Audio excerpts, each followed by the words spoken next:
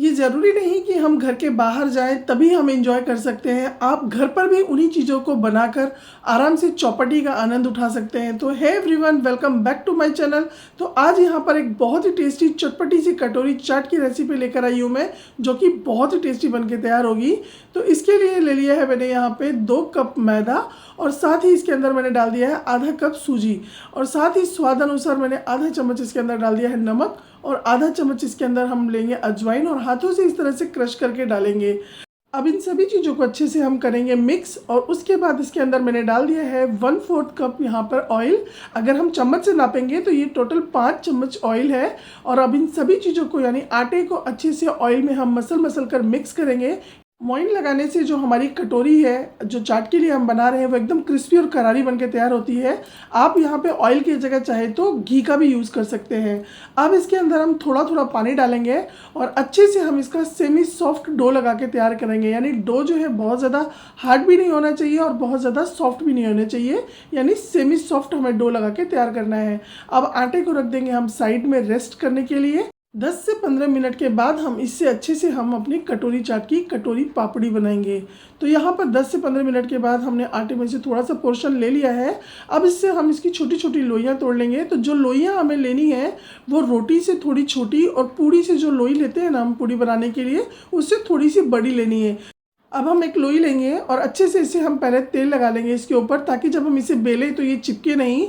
और एक हम मीडियम साइज़ की रोटी बेलकर तैयार करेंगे, यानी रोटी से थोड़ी सी छोटी और पूड़ी से थोड़ी बड़ी, इतनी बड़ी हमें रोटी यहाँ पर बेल के तैयार करनी है। अब हमें कटोरी चाट बनाना है। तो यहाँ पर मैं एक स्टील की कटोरी ली है मैंने और इसको अच्छे से हम बैक साइड से पहले तेल से अच्छे से इसको ग्रीस कर लेंगे और इस तरह से चकले के ऊपर इसको हम उल्टा रखकर जो हमने रोटी बेली है वो इस तरह से इसके ऊपर अच्छे से हम चिपका देंगे। इस तरीके से अच्छे से हम कटोरी को पूरी तरह से कवर कर देंगे और इसको पूरी तरह से हम अच्छे से सेट कर लेंगे इस तरीके से हाथों से दबा दबा कर। और ये देखिए कितनी अच्छे से हमारी कटोरी इसके अंदर सेट हो गई है। बीच बीच में इसमें थोड़ी सी प्लेट्स आएंगी तभी अच्छी लगेगी देखने में, एकदम कटोरी की शेप आएगी इसके अंदर। अब एक फोक लेंगे और अच्छे से इसे हम इस तरह से प्रिक कर देंगे, ताकि जब हम कटोरी चाट की पापड़ी जब बनाएं तो ये फूले नहीं और अच्छे से हमारी एकदम करारी क्रिस्पी कटोरी बनकर तैयार हो। अब यहाँ पर गैस पे तेल चढ़ा दिया था मैंने पहले से ही गर्म होने के लिए।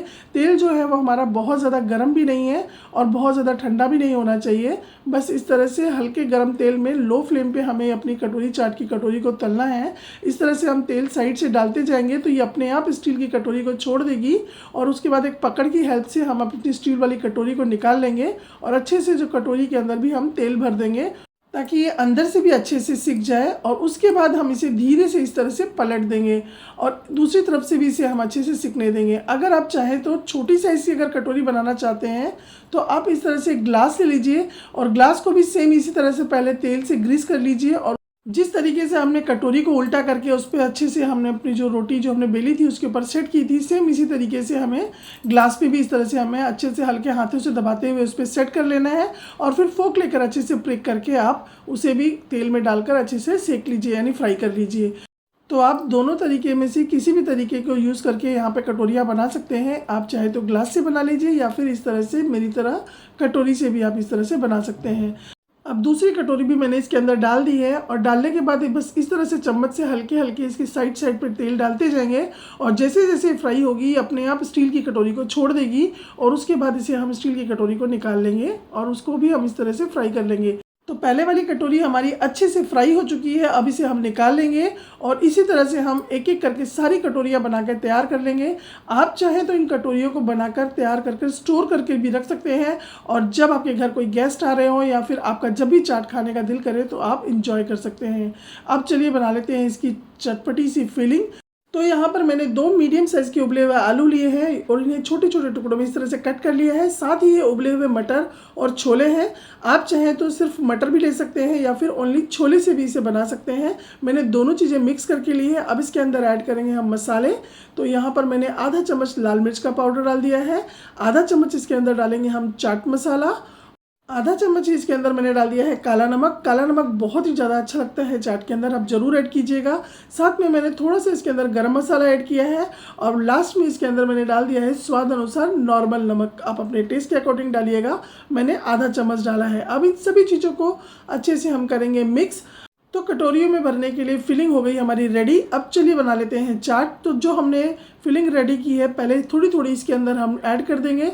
अगर जिस तरह से हमने पहले फिलिंग रेडी की है, अगर आप चाहें तो डायरेक्ट इस तरह से कटोरी के अंदर भी आप मिक्स कर सकते हैं, या फिर एक साथ सभी चीज़ों को अच्छे से मिक्स करके और फिर थोड़ा थोड़ा इसके अंदर हम इस तरह से भर देंगे। अब इसके ऊपर जाएगा बारीक कटा हुआ प्याज, साथ ही इसके अंदर ऊपर अब ऐड करेंगे हम बारीक कटे हुए टमाटर। यकीन मानिए ये इतनी टेस्टी और इतनी चटपटी चाट बन के तैयार होगी ना कि घर वाले आपकी तारीफ करते रह जाएंगे। तो अब इसके ऊपर जाएगी इमली की खट्टी मीठी चटनी। इसकी रेसिपी मैं ऑलरेडी शेयर कर चुकी हूँ। अब इमली की चटनी के बाद इसके ऊपर जाएगी हरी चटनी, धनिया पुदीना की जो चटनी बनती है नॉर्मल, वो चटनी है ये। इसकी भी रेसिपी मैं ऑलरेडी अपने चैनल पे शेयर कर चुकी हूँ। अब इसके अंदर जाएगा फेटा हुआ दही। दही हमें यहाँ पे फ्रेश वाली ही लेनी है, खट्टी दही हमें नहीं लेनी है, नहीं तो चाट का जो पूरा टेस्ट खराब हो जाएगा। और यहाँ पे मैंने फ्रेश दही ली है, उसको चीनी डालकर मैंने फेंट कर पहले से रेडी कर लिया था।